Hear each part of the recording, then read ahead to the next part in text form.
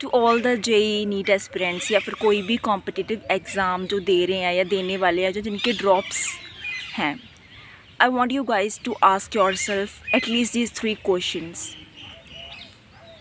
First is that why are you taking this exam? Are you taking it because everybody around you is doing it, or you are doing it because your society says so? Why are you giving this exam?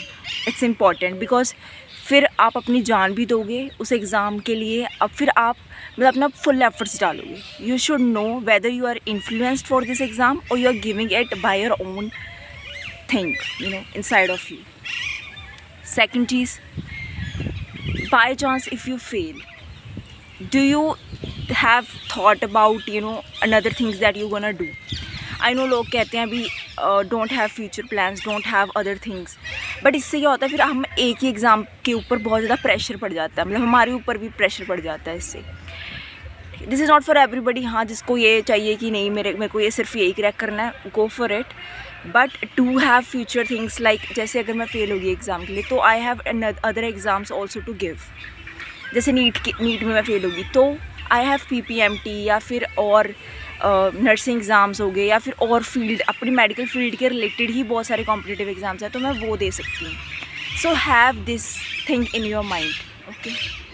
Third question to ask yourself, are you feeling trapped in this whole cycle? जैसे drops का cycle होता है यार, ये ना बहुत addictive सा cycle होता है.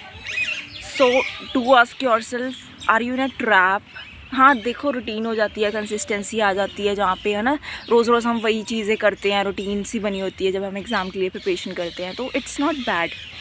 But I want you guys to ask yourself कि मैं किसी ट्रैप में तो नहीं फंस रही हूँ. Am I not being trapped in a cycle that I have myself indulged in to.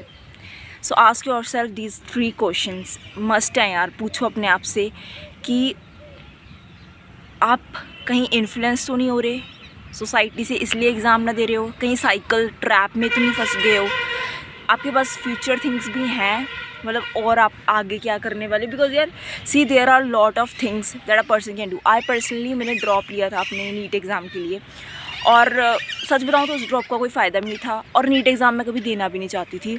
But तब मैं इतनी श्योर थी कि नहीं मेरे को तो नीट एग्ज़ाम देना है, मेरे को नीट एग्ज़ाम देना है. बट सिंस मैं फिर उसके बाद BSc नर्सिंग कर रही हूँ अब, तो आई फेल्ट लाइक यार I am happy, you know, I am in this field.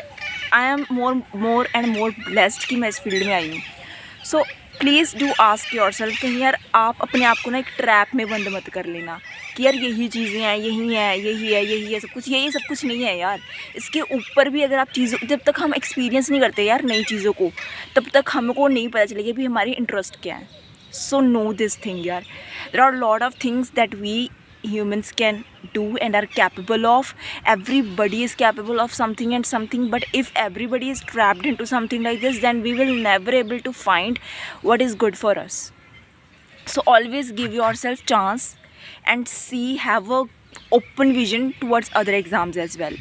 Definitely give your 100% towards the exam, but don't get trapped into this whole cycle of giving the exam, doing the exam. You know, this is a trap yaar. Just know this thing, see it, have awareness about it. That's all I want to say. All the best for the future.